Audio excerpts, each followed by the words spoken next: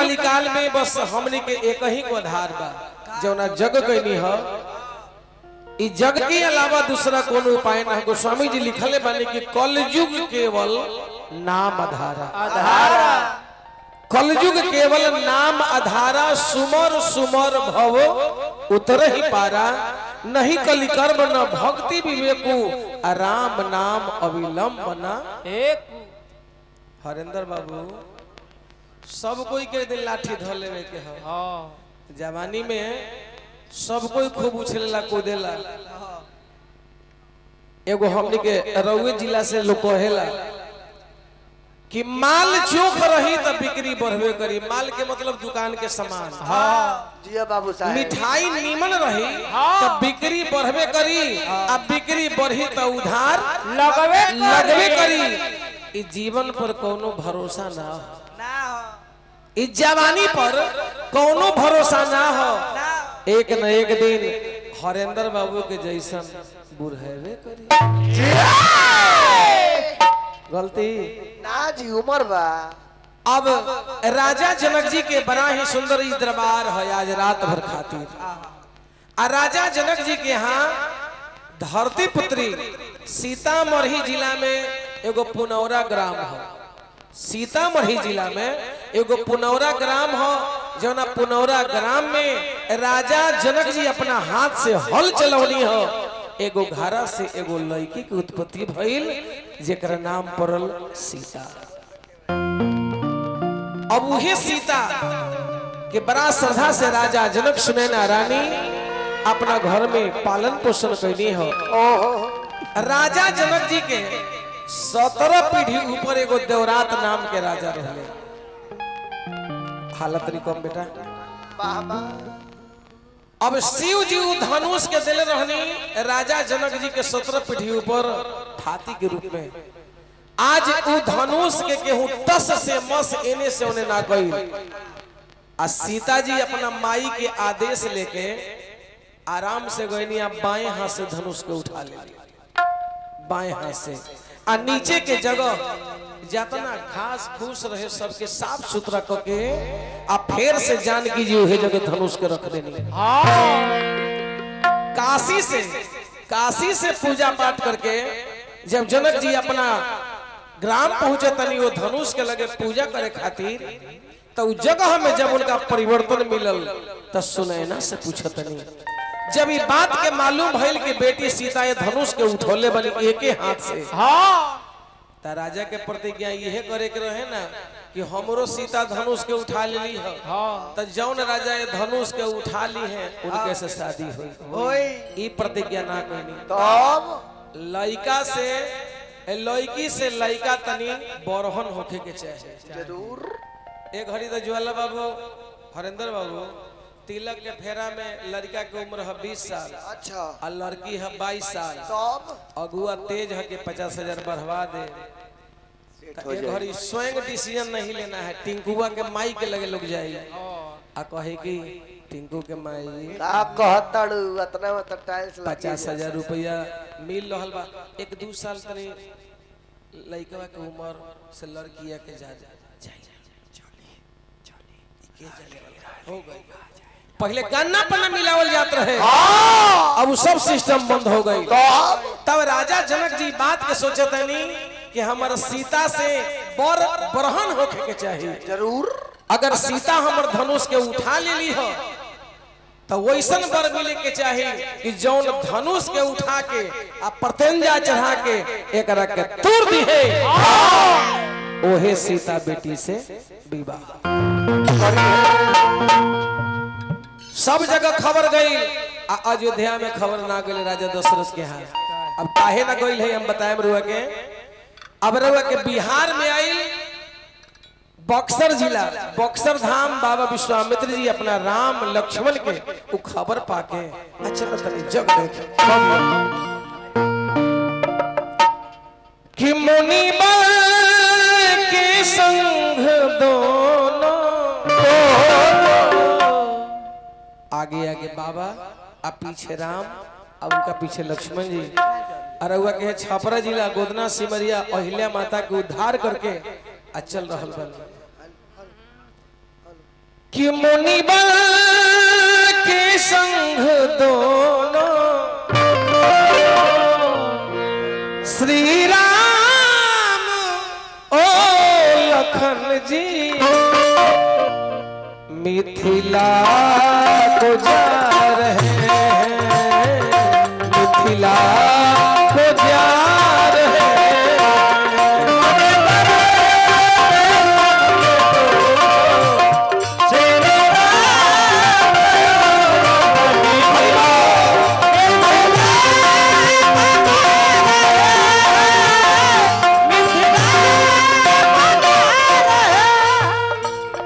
मिथिला को जा रहे हैं, मिथिला को जा रहे हैं।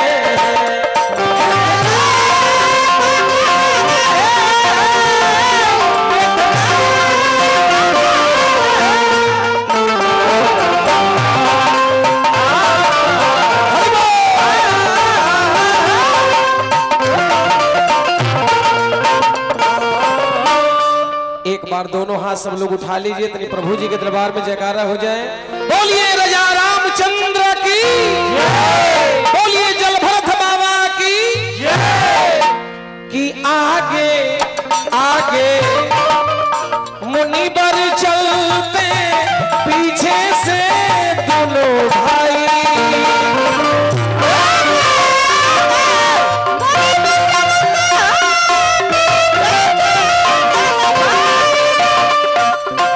सबके पीछे अलबेला जी कीर्तन गाते जाए।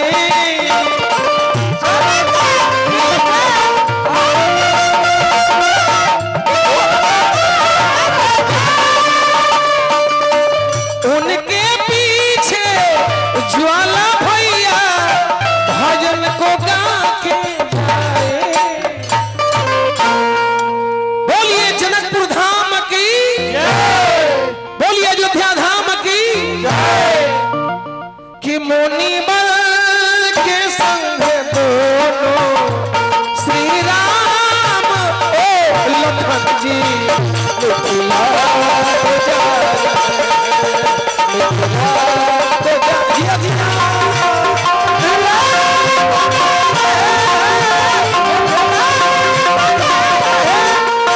मिथिला को जा रहे हैं, मिथिला को जा, मिथिला को जा रहे हैं।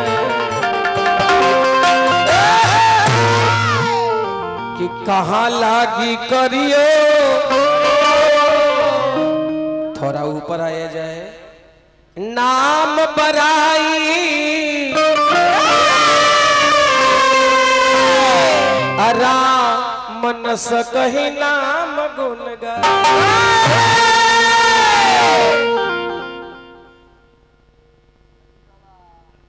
पाटिल बाबा आई। अच्छा, हमरा परमादरणीय श्री सरपंच साहब भगवान के बना है सुंदर झांकी में बहुत बहुत रुपया वहां के देनी है, 201 रुपया अभिनंदन बंदन करें। अब प्रभु जी के आशीर्वाद सब दिन बनल है। थोड़ा ऐसे घूम जाइए। अगर जोड़ी अच्छा लगता है और तीनों आदमी के स्वरूप अगर सुंदर लग रहा है तो श्रद्धा है कि एक बार ताली से आप लोग स्वागत करें। ये त्रेता युग में पहली दफा राजा जनक जी के यहाँ आए थे, पहली बार। एक भाई सांवर, छोटे सरकार गोरे हैं, ये त्रेता युग में आए थे। इतना सुंदर सरकार अगर अभी आते तो अभी के कलाकारों के द्वारा गाया जाता है।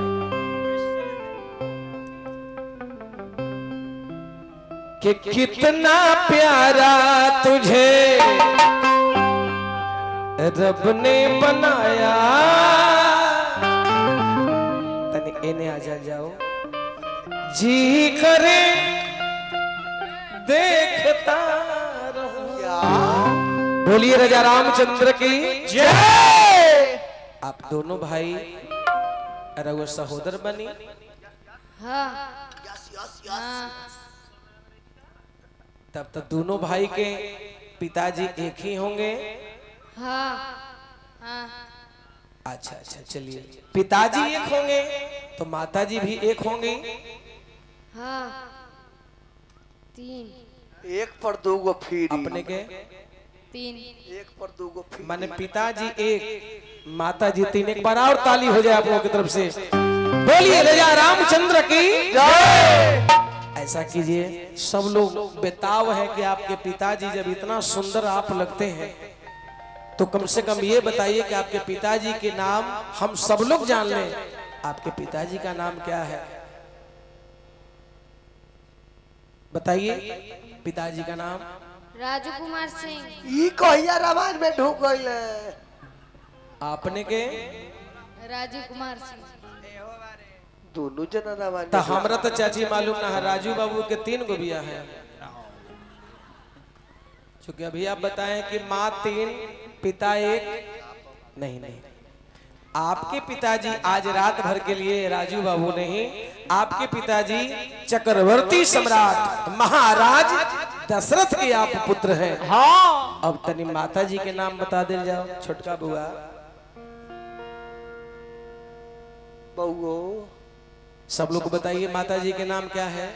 अर्चना देवी। अपने के अर्चना देवी। दशरथ जी के कन्या का नाम है अर्चना देवी। देखिए, अपने भक्तों को प्यार दुलार हमेशा प्रभु जी देते हैं। अर्चना देवी ना कौशल्या, सुमित्रा और केकई 3 माँ, और उन्हें तीनों माँ के आप सबसे बड़े पुत्र राम, वो आपके अनुज लक्ष्मण हैं। ये त्रेता युग में आए थे। बोल दे राजा रामचंद्र की जय। कि ये सावरी सूरत एगो बात बड़ा सुंदर लेकिन चाची लग रही है, क्या गलती है? न बड़कू कम और न छोटकू के तना के एकदम ओहो। कि ये सावरी सूरत ये मोहनी मूरत इन्हें देख कर जी रहे अरौवी जिला के दिघवारा के वशिष्ठ बाबू ये जगह आपन व्यवस्था बड़ा सुंदर बताओ तो कैसे जी। कि झांकी देखी सरकार वहां के मुंह से। आई पहले के पुरानिया लोग हरेंद्र बाबू गाते थे कि झांकी देखी सरकार। थोड़ा मुस्कुराइएगा, विवाह में लोग तो बड़ा खुश होते हैं, और आज आपका विवाह होने वाला है। आई तो चल के तजियारा अरे हुल से हो मनवा अरे हो मनवा अरे लागी गोइल सावरी सूरतिया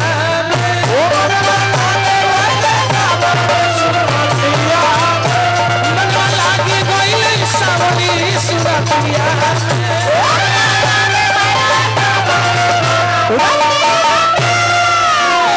बोलिए राजा रामचंद्र की जय। अब चले जाए अपना गुरु जी के साथ धीरे धीरे कि धोती कुर्ता फीता अरे ओ में लागल बाकी नार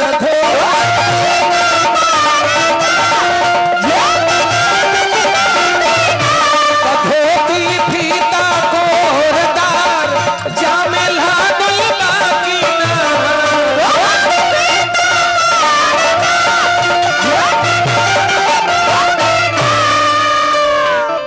कि हो चमचम हो चमचम। बोलिए राजा रामचंद्र की जय। जय भरत बाबा की जय। कि हो चमचम चमचम अरे चमकी लहार गर दुनिया में हो चमचम चमकी लहार गर दुनिया में।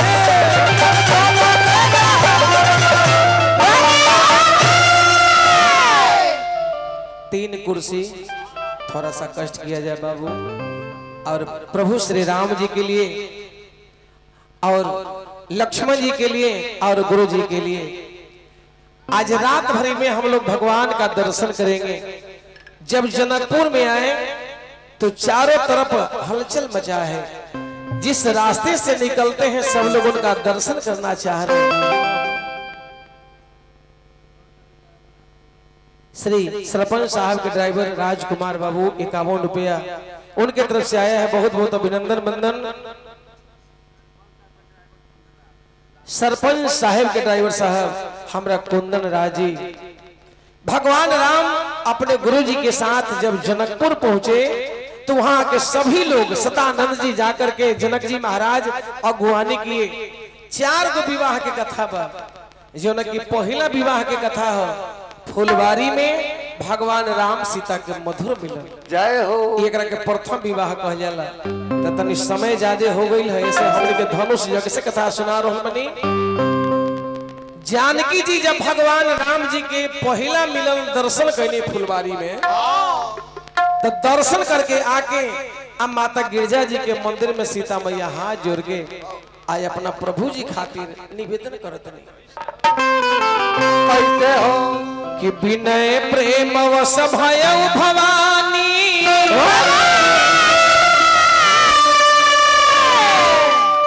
अखसी माल मूरत मुस्कान।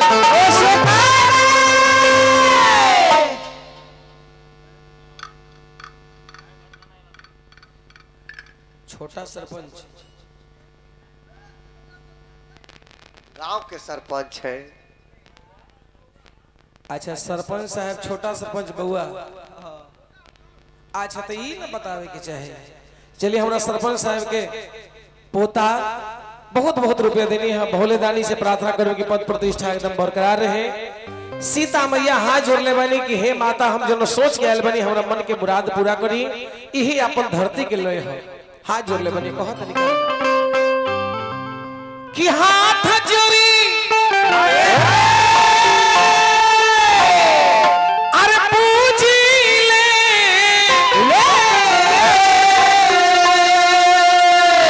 अरे चराना अरे मैया अरे देता बार भाई हो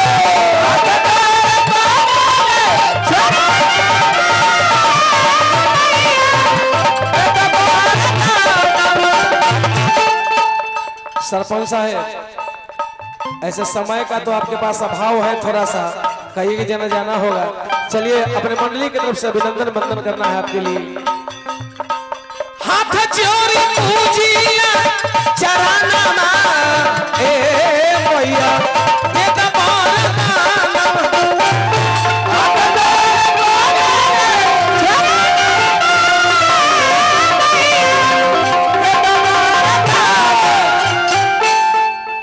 माता सीता जी के वरदान का मिलल बा।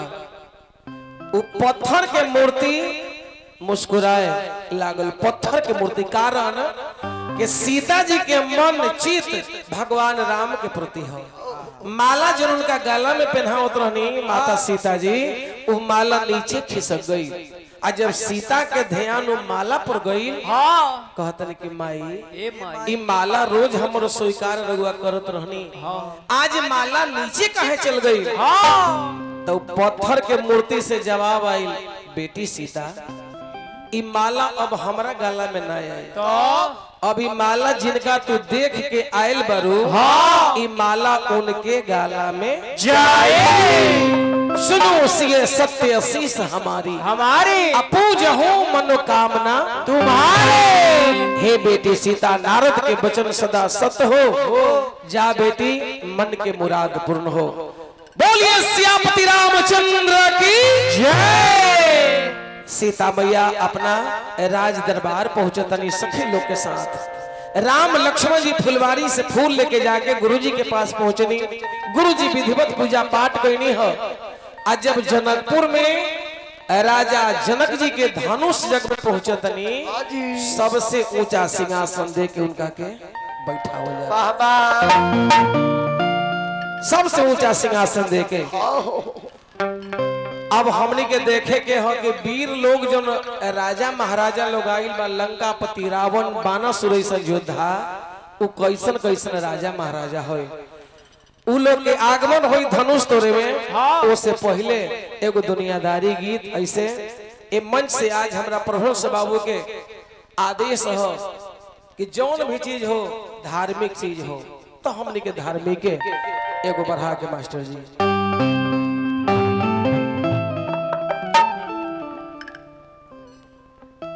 कि अन्न धन भरल बा। एक बार हरेंद्र बाबू ससुराल पहुंचली तनी रात में कितना बजत रहे हमरा बात आजू याद हो।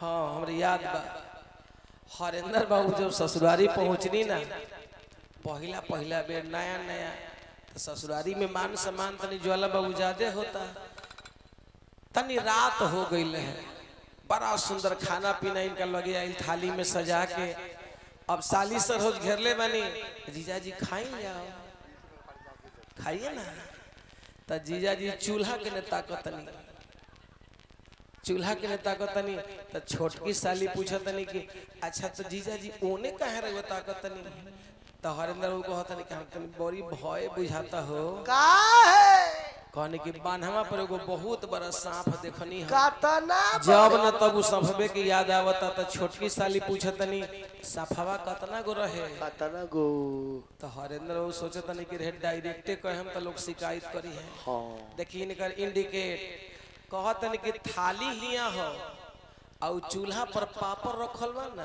हां इतने गो सांपवा बा इतना लंबा इतने लंबा सफर रहे ओकरे देख के हमरा दिल में डर बुझाता छोटकी साली बुझनी तो अच्छा मेहमान पापड़े खाए के मन रहे तो डायरेक्ट बोलती कि पापड़ हुआ रखल बा हम ला के दे देती आतना घुमा के बोलला के का जरूरी है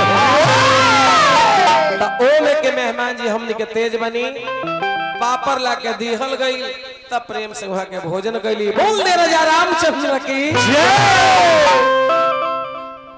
कि हरेंद्र वो याद है ना कि अन्न धन भरल बा अरे त दौलत बेशुमार बा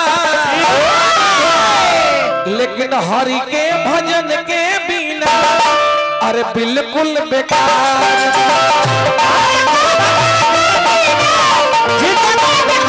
हरि के भजन के बिना सब कुछ बेकार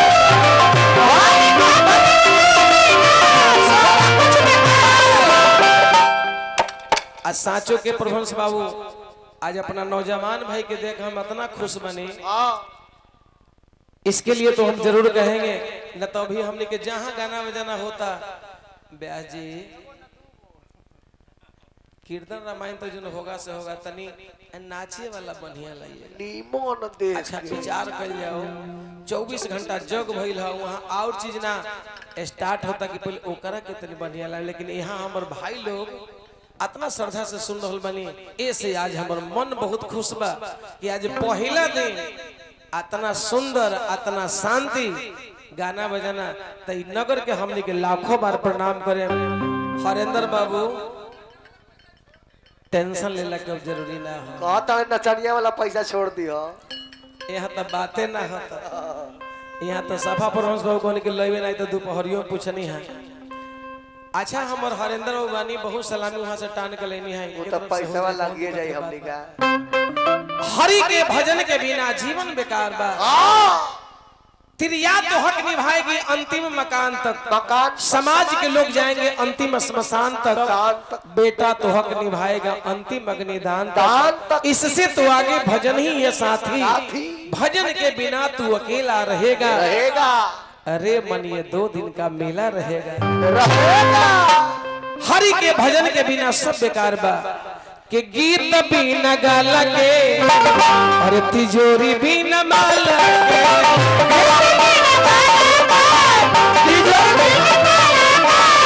गीत बिना गाला के तिजोरी बिना ताला के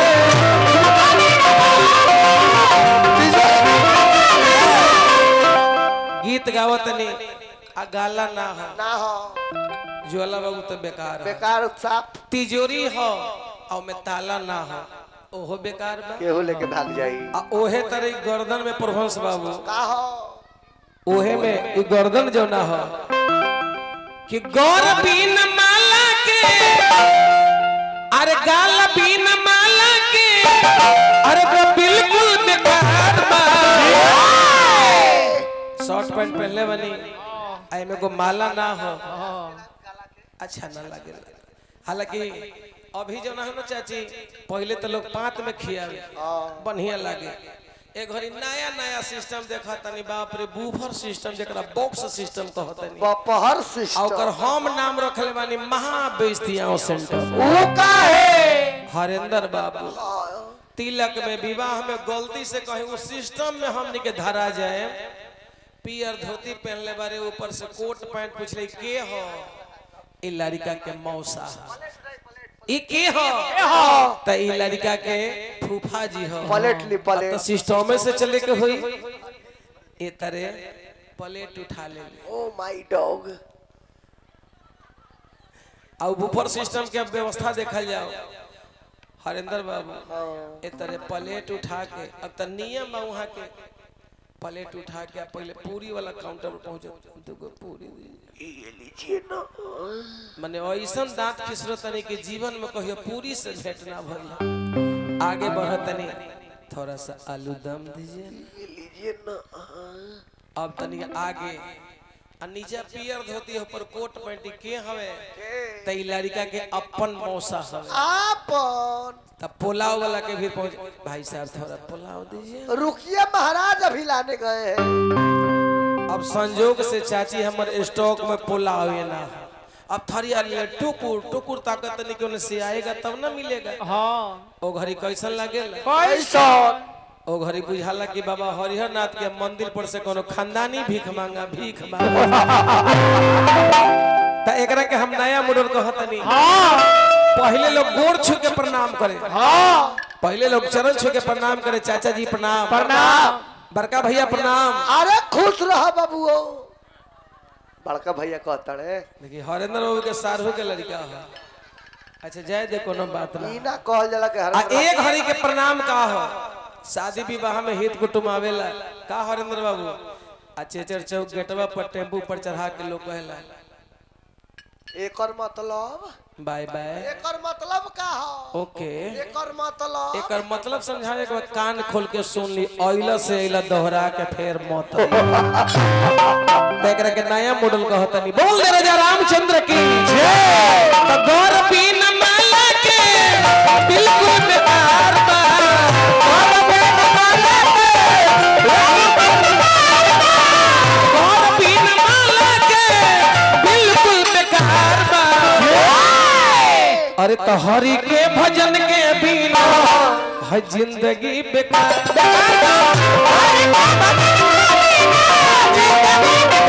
हरि के भजन के बिना जिंदगी बेकार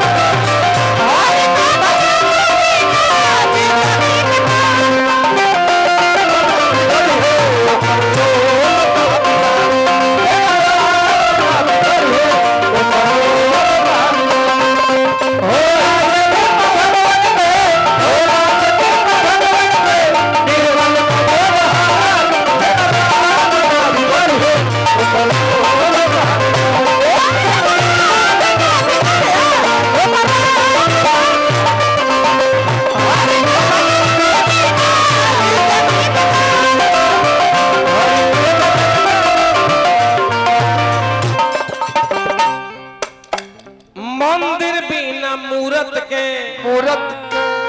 मंदिर सुंदर बना दिले बनी तब मंदिर के शोभा होई कब जब मूर्ति रही मंदिर बिना मूरत के अरे सिंगार बिना सूरत के मान के चले कि सिंगार हमने के फेयर लवली पर लवली अब पता चलता कि दुगो हेडलाइट में से एगो के बौले फ्यूज हो एक तरफ है स्वामीनाथ आ एक तरफ है मीननाथ अब हमें हमने के फेयर लवली लगावतनी पाउडर लगावतनी सिंगार बिना सूरत के अब बात पे जरूरत के अरे बात पे जरूरत के अरे तो बिल्कुल हरि के भजन के बिना और जिंदगी बेकार।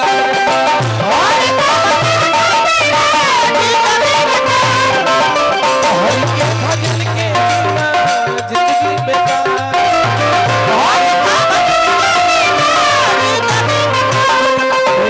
हरि के भजन के बिना जिंदगी बेकार। हरि के भजन बिना जिंदगी बेकार बा।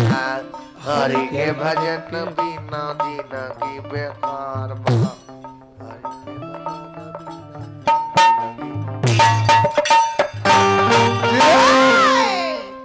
अब राजा महाराजा लोग के आगमन हो रहल बा। जनक जी के एगो दूत जाके घोषणा सुना दिले। जय हो। हे राजा महाराजा लोग कान खोल के सुना जाए, आज का ये वीर सभा यही धनुहे पर निर्भर है। हे देश देश के राजा लोग, अब आप लोग आए, जोर लगाएं, याद रखें कि आज जो ये शिव के धनुष को तोड़ेंगे वही सीता के साथ रिश्ता जोड़ेंगे। एगो ध्वनि टंकार आवाज होता और राजा महाराजा लोग अपना अपना सिंहासन से उठ के धनुष में जोर लगा चल रहे बड़े कैसे।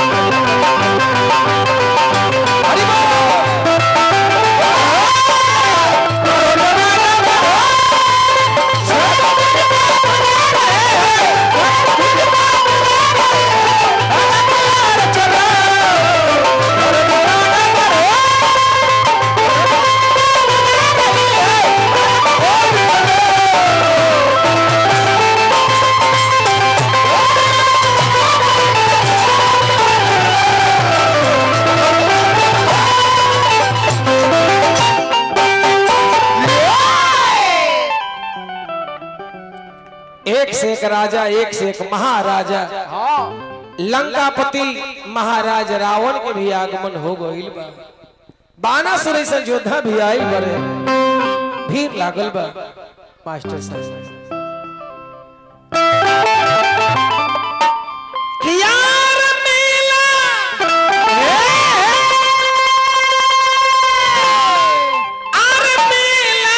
यार मेला तो देखला गो जनकपुर में। अरे तो देखला गो जनकपुर में मेला, देखला गो जनकपुर में मेला। तब देश और विदेश के नरेश लोग आइले, तब देश और विदेश के नरेश लोग आइले, देश और विदेश के नरेश लोग आइले।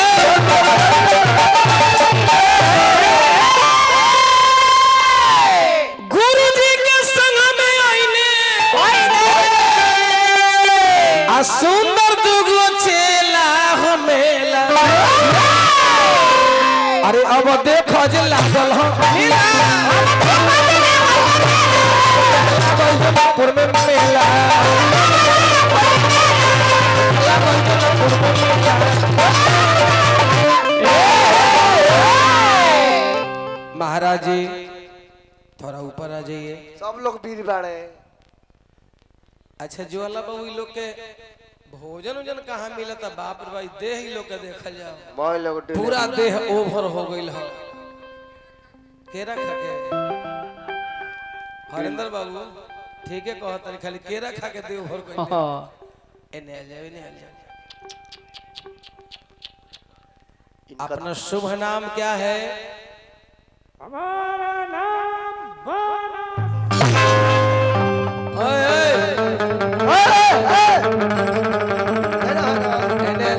एने आ जाओ।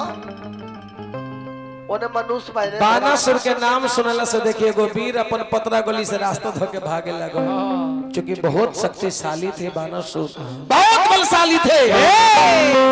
आपके पिताजी का नाम क्या है? राजा बलि। ये राजा बलि के पुत्र हैं बानासुर। यहाँ धनुष तोड़ने के लिए आए हैं आप? हम धनुष तोड़ने के लिए आए हैं, धनुष तोड़ के विवाह करेंगे। विवाह करेंगे। और कहीं नहीं टूटा तब केकरा से विवाह करेंगे?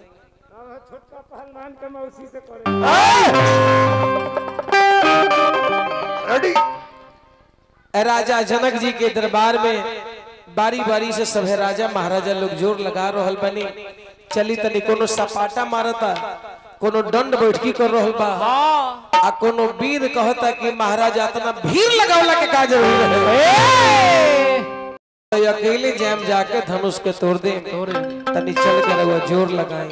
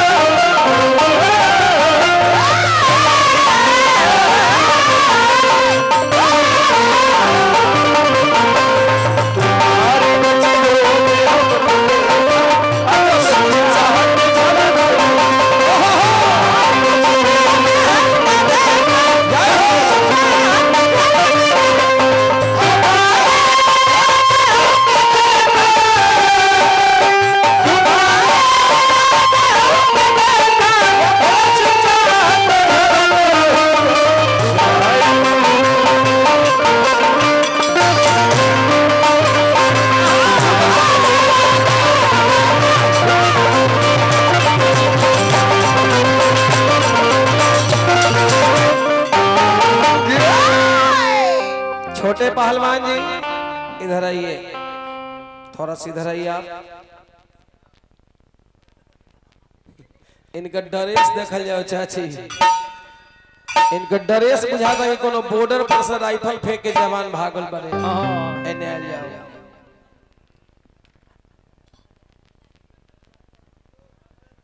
हरिंदर बाबू रवे गुट के लोग हमें का। आपका शुभ नाम क्या है?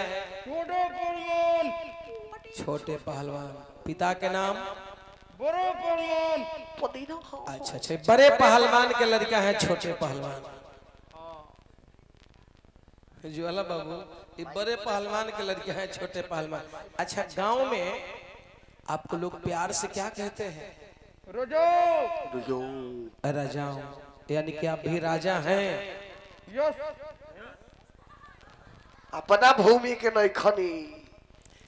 अच्छा तो गांव में आपको राजाओं कहते हैं। ऐसा कीजिए कि राजाओं का पूरा पूरा मतलब थोड़ा हमको बताया जाए कि राजाओं का पूरा पूरा मतलब क्या होता है। सब राजा के बाप।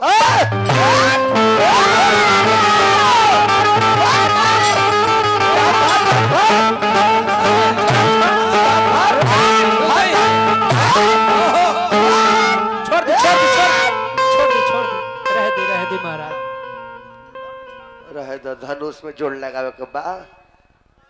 बताइए साच हमने के पुरानका लोग कहले बनी कि एहे मुंह पान खियावेला, एहे मुंह अपमान करावेला। हाँ एहे मुंह के बानी हरिंदर बाबू। अब बताइए यहाँ के हम ना कहे, यहाँ के खाली कह देने कि सब राजा के बाप, एहे में वो राजा के खराब लागल। ऐसा कीजिए आप यहाँ पे धनुष तोड़ने के लिए आए हैं? यस। अच्छा तो धनुष तोड़ के विवाह करेंगे। कहीं नहीं टूटा तब केकरा से करेंगे? तोरा से आय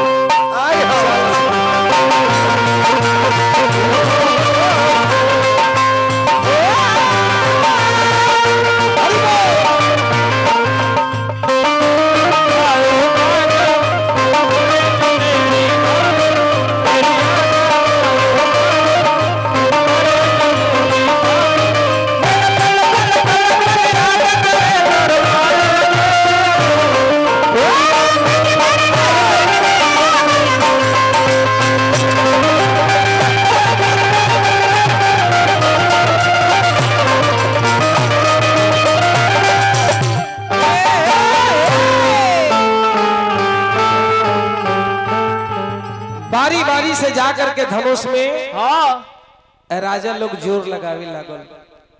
कोनो जोर लगावता आ कोनो एरी चोटी मैं पूरा शक्ति लगा के चाहता कि धनुष को उठा ले। बाकी धनुष से चचा जी टस से मस होत नहीं।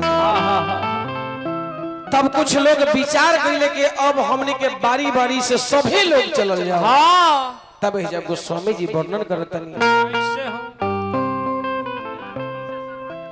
कि भूप सहस्र दस ये कहीं मारा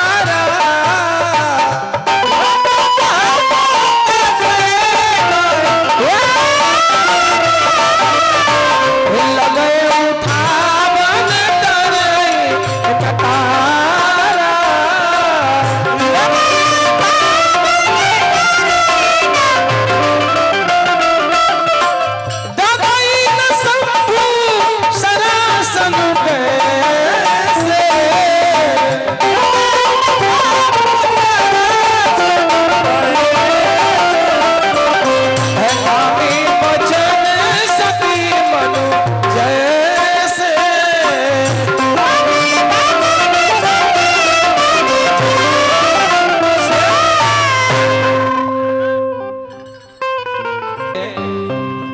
पराक्रम देखिए औभटे माने ई मन में शंका बा कि कहीं यहाँ के जोर लगा के प्रभंस बाबू तोड़ दी हैं। हाँ तब बुझाता कि हमरा खाली लौट जाए के होई। भूप सहस्र 10 एक कहीं 12 12 मतलब दिन बारी बारी से 10,000 राजा जोर लगौले, लेकिन जब धनुष टस से मसना भइल तब राजा लोग वापस जनक जी महाराज बड़ा चिंता में पड़ गए कि अब का हुई। सबके सब राजा लोग हार रहे बड़े, अब का हुई। तले फिर कुछ राजा लोग हो कोनो सपाटा खींच के कोनो दंड बैठ के कोके कोनो हाथ बांह झाड़ के आ देखी कैसे जोर लगा लिया। सावन के महीना में बाबा के दरबार में जल लेकर लोग आवेला तो गीत गावेला कि चला चला चला बाबा के धाम चला, गंगा से जलवा भरला तू बोल बम बोला। चला चला चला चला चला चला बाबा के धाम चला, गंगा से जलवा भरला तू बोल बम बोला। बोलिए बाबा हरिहर नाथ की जय, बोलिए जल भरतनाथ की कि कट जाई रहिया कठिन बा। अरे बोल कमरिया बोल जाई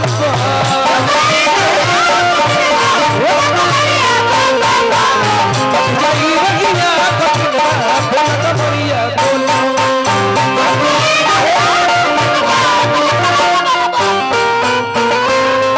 देखिए राजा जाके जोर कैसे लगाओ करे। ए राजा राजा राजा चलो जोर तू लगाओ, जोर तू लगाओ राजा, जोर तू लगाओ।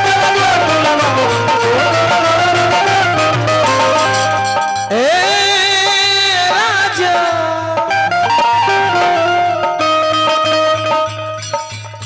जाने दीजिए जाने दीजिए। ए राजा राजा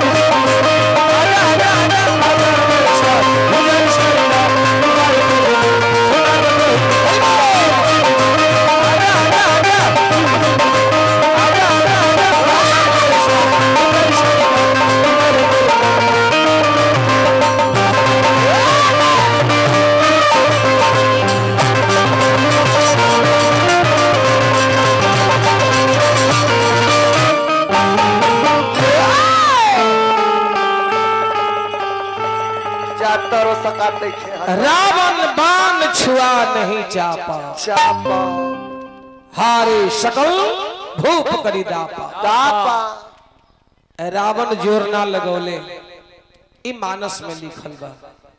राधे श्याम में बतावल जाता कि रावण जोर लगौले हो, धोती के ढेका वगैरह खुल गइल बा, ई राधे श्याम में। लेकिन मानस में लिखल बा कि रावण बाण छुआ नहीं चापा।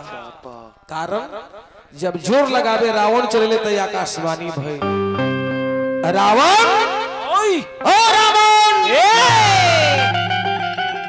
तू इन्हें धनुष में जोर लगावे जा रहल बारो। हाँ आओने मधु नाम के राक्षस तहार बहन के हरण करके ले जा। ये इंडिकेट है ज्वाला बाबू, क्योंकि रावण इसलिए नहीं जोर लगाए कि सीता उनकी ही पुत्री है।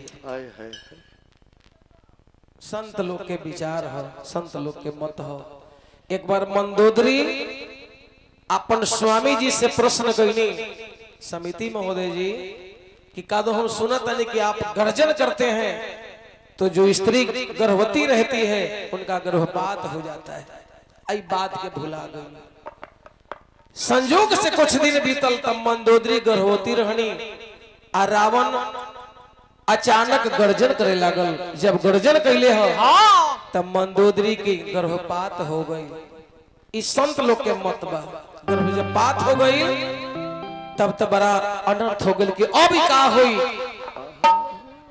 त एगो घारा में मैं साधु संत ऋषि महर्षि के जौना कर के रूप में उनकर खून के इलाके जमा कल जात रहे, ओहे में मंदोदरी के गर्भ के रख दिहल गई। रावण अपना दूत के आदेश दिले कि अपना देश से बहुत दूर जाके घरा के गरबा दो। ई कारण से रावण के पुत्री है जोर ना लगल, वापस लौट के चल गई। राजा जनक अपना माथ के पसीना पूछत कि जाहू हम जनती पर नाना हे करती भल सिया रही तन कुमार। हमर सीता बेटी भले को दिन अगर कुमारी भी रह जाई तो कोई हमरा चिंता न रहे, काहे हम पूर्ण कोई नहीं। आज हमरा बुझा रहल बा कि देश धरती वीर से हरेंद्र बाबू बिहुन हो गई कि जाहू हम जनती पर नाना ही करती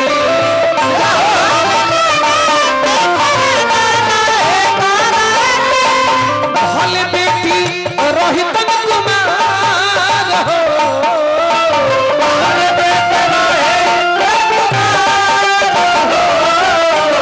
जाहू हम जनती पर नाना करते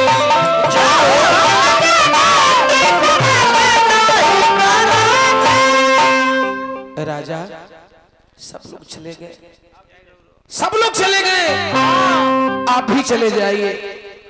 हे परमात्मा बना के क्यों बिगाड़ा रे,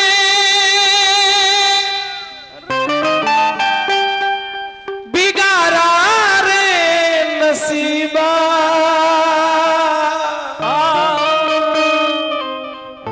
ऊपर वाले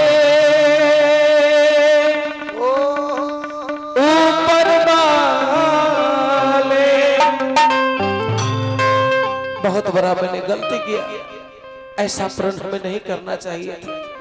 हे राजा लोग चले जाए, लौट जाइए। अच्छा जी आपको समझा रहे हो। हरेंद्र बाबू, हरेंद्र बाबू तनी रहो जोर लगा के देखी कहीं टूट जाए,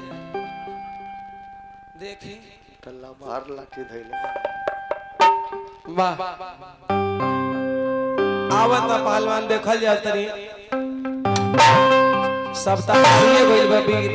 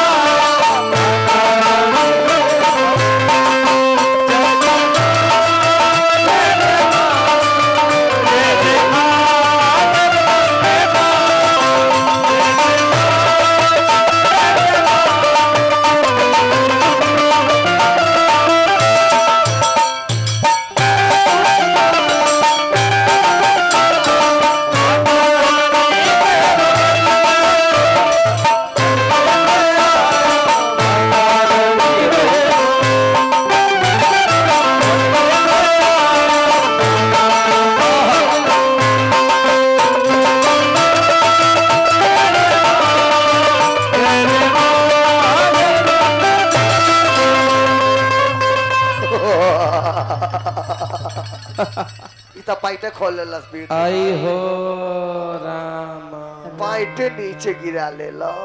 जय महाराज जय बिना हगिस के जय हरेंद्र बाबू। हम तो बुझने के रहुआ गुट के कोनो बलवान लोग से दर्शन भइल है।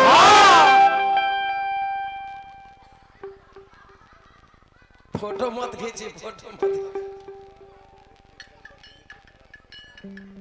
आई हमरा आदरणीय माननीय सम्मानीय श्री ज्वाला बाबू ए क्षेत्र के हमारा आन बान शान एगो छपरा जिले के ज्वाला बाबू कीर्तन मंडली के तरफ से बहुत बहुत रुपया पुरस्कार बा, अभिनंदन बा, वंदन बा। महादेव जी के कृपा बनल है, सबके सब हार गए। राजा जनक जी आवेश में बोले कि हे राजा लोग कि तजहुआस नीज नीज गृह जाहू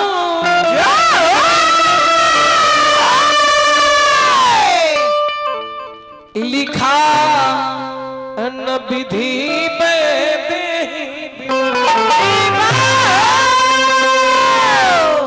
राजा जनक जी उदास हो गए कि जान गईनी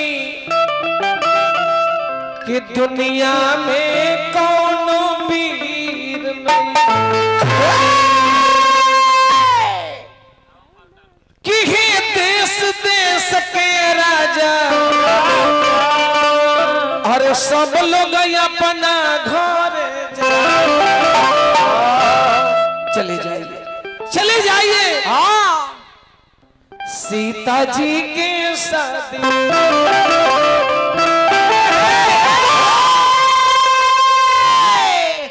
विधि के विधान जो ना हो यो है हो। सीता जी के शादी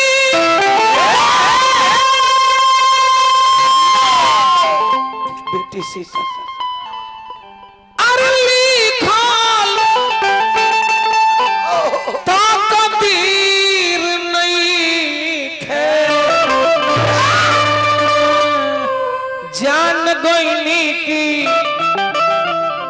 अरे दुनिया में कौन वीर। लक्ष्मण जी जब ये वचन सुने तो अपने भैया के साथ बैठे थे, आंख लाल करके उठ के खड़े हो गए, आंख लाल करके उठ के खड़े हो गए। बोले कि राजा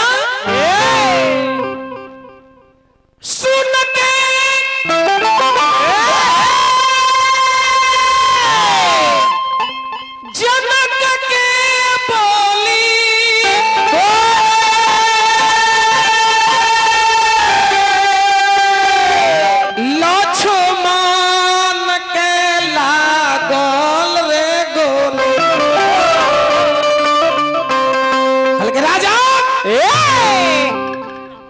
बस इसके बाद अब दोहरा के मत बोलिएगा कि धरती वीरों से खाली है। जहां रघुकुल के मणि बड़े भैया राम बैठे हैं, आप कैसे इतना जल्दी कह दिए कि धरती वीरों से खाली है? कि बैठल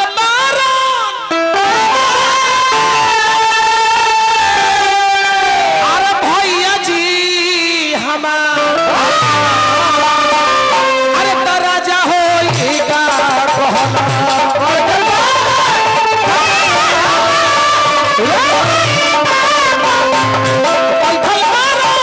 भैया जी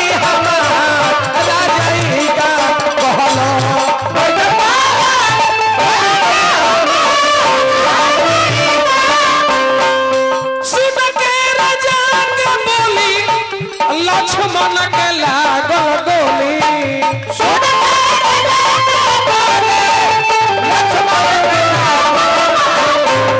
बैठल बारा भैया जी हमार राजा ही का कहला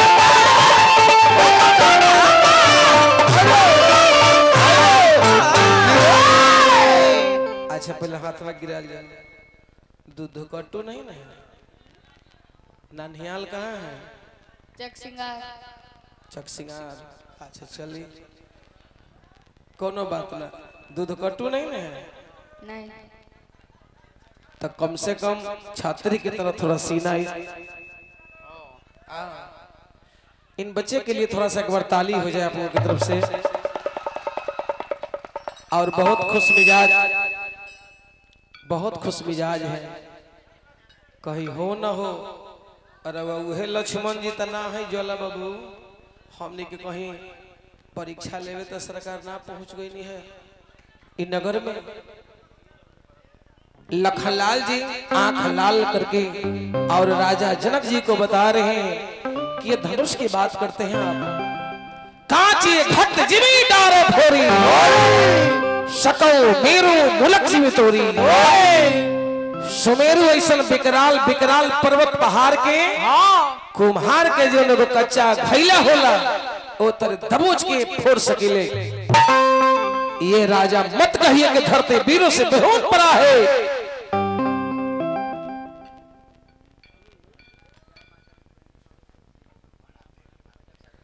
जय माता दी टेंट हाउस जिनके तरफ से ये कार्यक्रम का शोभा बढ़ाया जा रहा है 100 रुपया है जय माता दी टेंट पर तनी विशेष करके चाची आप लोग भी ध्यान देंगे शादी विवाह होखे ना तो यह साटा हो कि चाहे टेंट दो गो फायदा हो पहला फायदा जनरेटर में तेल भरे के टेंशन ना और यह तो भर ले लई है दोसर का फायदा खूब सजा के काम कर दी है अब पैसा रहुआ 200 साल के बाद इनका दिन तब मांगेला नहीं है जी जय माता दी टेंट हाउस की तरफ से बहुत सौ रुपए का पुरस्कार बाबा विश्वकर्मा जी के कृपा से बड़ा सुंदर साउंड बड़ा ही सराहनीय साउंड है चलिए भैया के हम अभिनंदन वंदन करें दूध पियले बानी गाय वाला कि भैंसी वाला गाय कस के बोलल जाओ गाय वाला गाय वाला अब भैंस वाला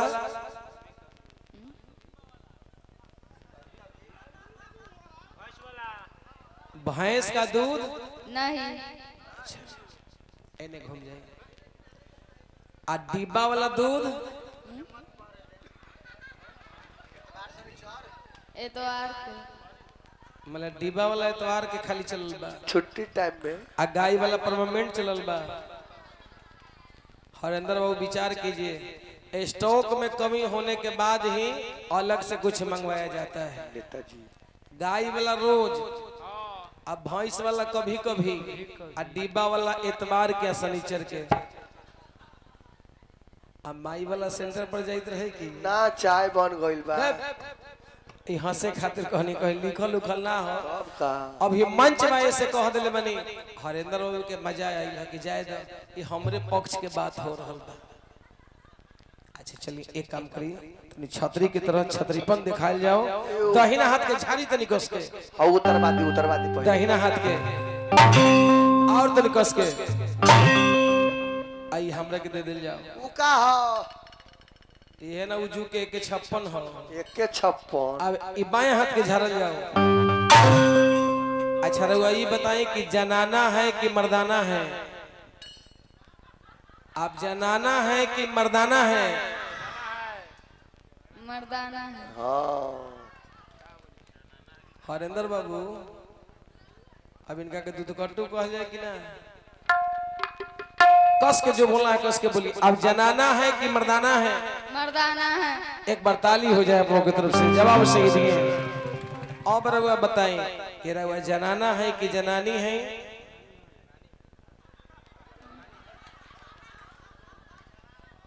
बोली ना अब जनानी है कि जनाना है जनाना बड़ा सोच के कहता रे तो अब एगो काम करी, चूंकि वीर के शरीर वीर जैसन होके के चाहिए। अब तनी दहिना पैर झाड़ी कस के, अब तनी बाया पैर झाड़ी, और अब एक बार तनी दोनों पैर के झाड़ी, एक हाली दोनों पैर के झाड़ी तनी कस के कूद जाए, कूदे कूदे।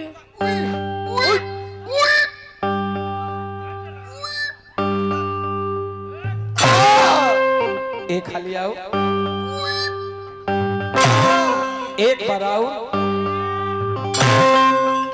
अब तो चाची विश्वास हो के भीतर से बियाह करके खूब मन बा, बड़ा सोच के कूदले है कि बड़ा सोच सोच के कूदतनी। लखनलाल जी अपने बिरताई के बारे में बोले कि ये स्वाभिमान करके नहीं, और न ये अभिमान करके, ये अपने बड़े भैया के आज्ञा से और गुरुदेव के आदेश से मैं बता रहा हूं कि अगर उनका आदेश मिल जाए तो अभिमान करके नहीं, स्वाभिमान के साथ ये धनुष को उठा करके और कई एक योजन में दौड़ के जा सकते। इसलिए राजा इस वाणी को वापस कीजिए और ये मत कहिएगा कि धरती वीरों से बिहुन पड़ा है। अब लक्ष्मण जी के बोली सुन के ज्वाला बाबू बाबा विश्वामित्र जी के धड़कन बढ़े लागल। परवंश बाबू कि ऐसा ना हो कि कहीं छोटका भाई काम फाइनल कर दिया, बड़का भाई मुहे ताकत रह जाए। श्री राम स्वयं नारायण अपने भाई को अंगुली के इशारा करके बुलाते कि ना लक्ष्मण, जब तक गुरुदेव का आदेश ना मिल जाए हम यहाँ पे कुछ नहीं कर सकते। जय हो भैया के आदेश मान के लक्ष्मण जी भैया के बगल में जाकर बैठ गए। कोनो सीट आता भाई साहब ध्यान देवे के समय से पहले अब भाग से ज्यादा ज्वाला बाबू, समय से पहले अब भाग से ज्यादा केहो के कुछ ना मिलल हो, अन केहो के कुछ मिली। अब बाबा विश्वामित्र जी अपना राम जी से कहतनी, हे राम, अरे वो ओने चली वो डिपार्टमेंट में, हमार राम दयाल के नया डिपार्टमेंट आराम से।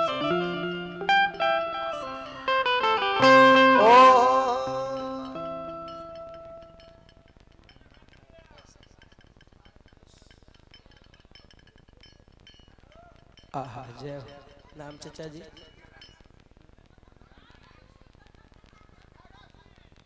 नग नारायण सिंह, अच्छा हमारे नागा बाबू बड़ा श्रद्धा से देखिए तो ये श्रद्धा के जय जयकार हम करें। बड़ा श्रद्धा के साथ हमारे नागा बाबू भगवान के विवाह में 1 मुट्ठी रुपया लेके दिले बनी। हे महादेव, हम नागा बाबू के श्रद्धा के जय जयकार कर रहे हैं। आय अब हम तो परमात्मा से यह प्रार्थना करें, बड़ा डेंजर नाम हो कि इनकर कम से कम कॉमर ठीक हो जाए।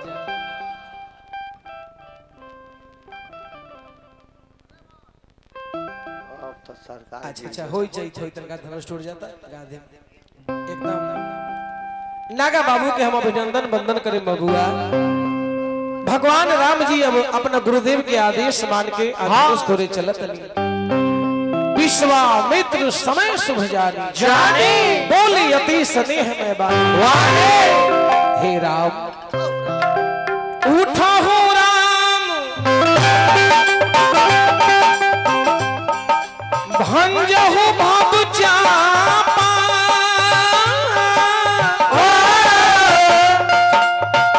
मैं कहूता जनक परिताप।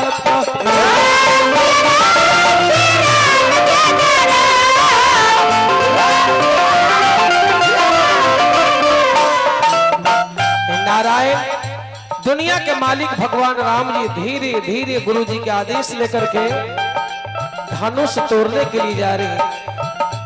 मन ही मन जानकी जी देखनी है तो बड़ा खुश हो गई। जिनका मुझे था इंतजार, जिनके लिए दिल था बेकरार, ओ घड़िया गई है। एकरा के तनी बढ़ा दे जाओ, ये नहीं सिटियाता था, दूसरा कोई थोड़ा सा। ओ घड़ी आ गई धनुहा के हल्का तू कर दे माँ, धरती माँ, धनुहा के हल्का तू कर दे मेरी माँ।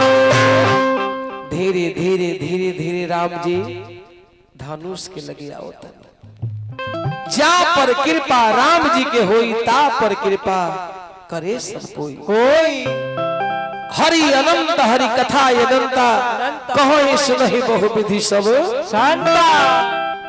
जब भगवान श्री राम जी धीरे धीरे धनुष के पास जब आ रहे हैं, तो जानकी मैया जब देखनी हाथ तो लगनी सभी देवी देवता लोग के प्रार्थना कर। अभी उनका ने मत ताके के, अभी अल्लाह ताके के ध्यान लगा के इन्हें सामने महादेव के ने ध्यान लगावे के हो जाए, ठीक ना।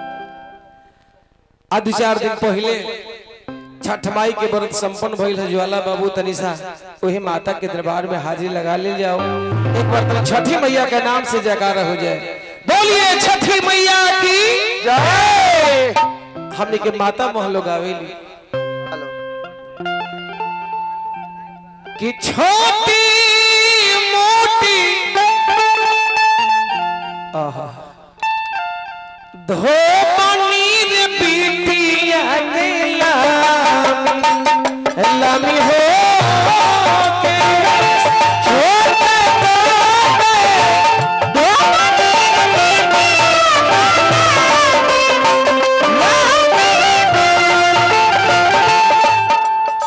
साल में 2 बार हरेंद्र बाबू प्रभंस बाबू इस समय आवेला, एगो चैत के महीना में और एगो कार्तिक के महीना में।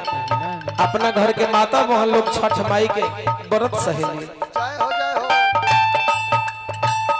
छोटी मोटी धोबनी रे बिटिया के लामी हो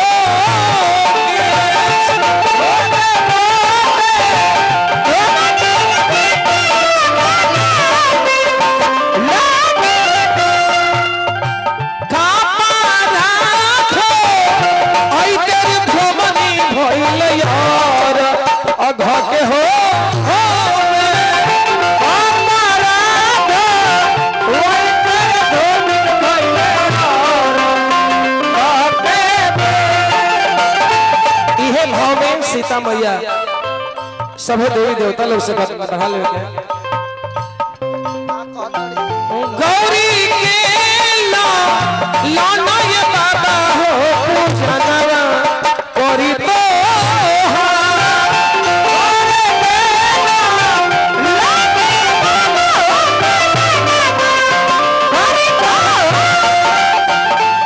ज्वाला बाबू अधिकतर कलाकार लोग बतावेला कि सीता मैया कहले कि उगल सूरज दे, लेकिन मानस में सूरज भगवान के वर्णन कहीं ना मिलल।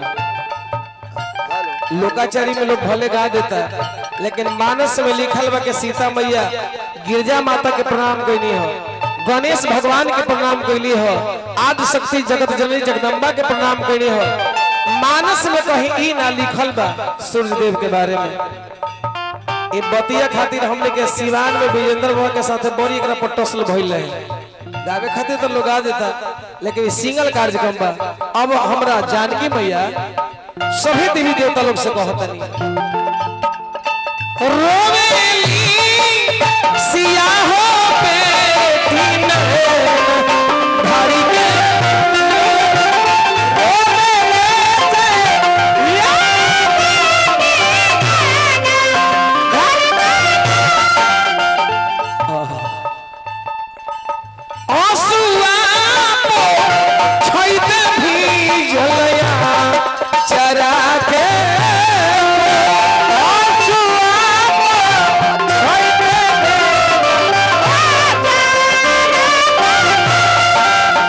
सीता मैया कहते कि हे माता जाना के दुखिया सुरुजा देवा बाबू मायना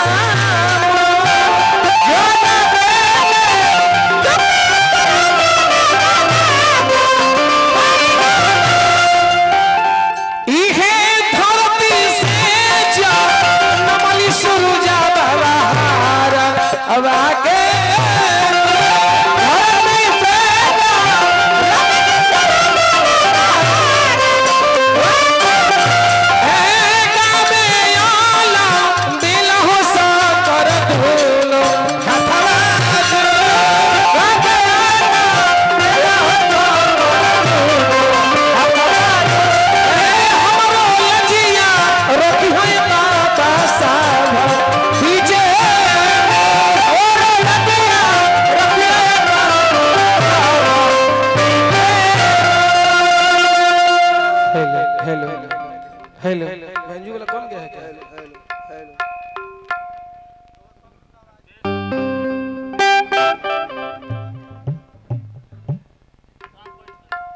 तनी सब